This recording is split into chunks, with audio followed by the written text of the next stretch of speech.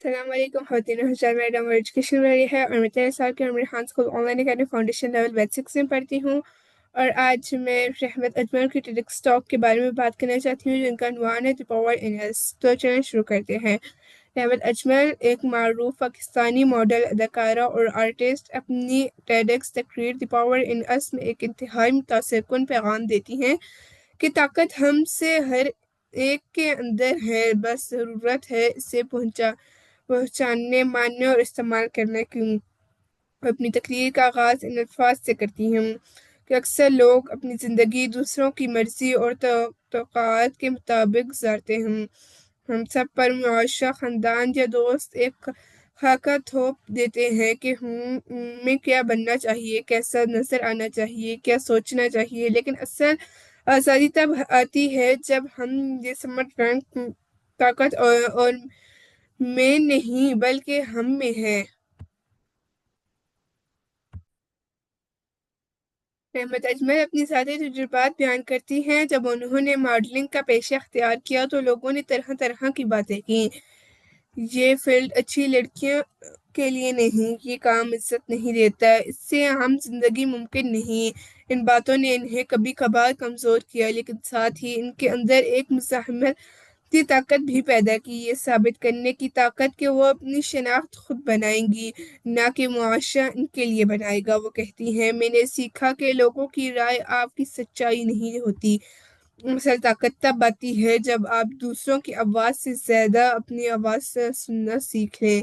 رحمت اپنی گفتگو میں اس بات پر زور دیتی ہیں کہ خود پر یقین انسان کی سب سے بڑی طاقت ہے۔ وہ کہتی ہیں کہ زندگی میں دو طرح کی طاقت ہوتی ہے، وہ جو دوسروں سے ملتی ہے، تعریف، شہرت یا قبولیت، وہ جو خود سے آتی ہے، خود اعتمادی، محنت اور حوصلہ۔ پہلی طاقت وقت پہ ہوتی ہے مگر دوسری طاقت ہمیشہ قائم رہتی ہے۔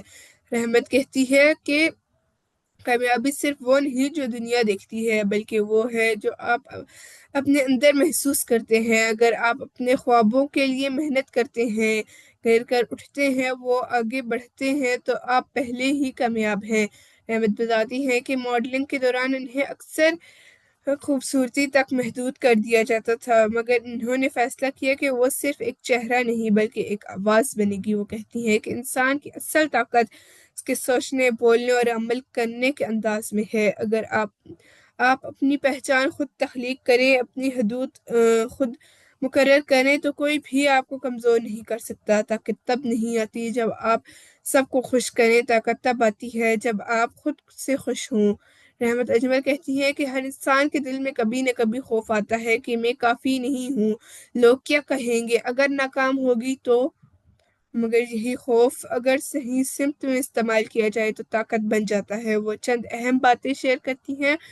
خوف کو پہچانیں مگر اس کے سامنے جھکے نہیں، چھوٹے قدم اٹھائیں مگر روزانہ اٹھائیں، لوگوں کی باتوں سے زیادہ اپنے عمل پر یقین رکھیں، محنت کو اپنا ساتھی بنائیں، شک کو نہیں۔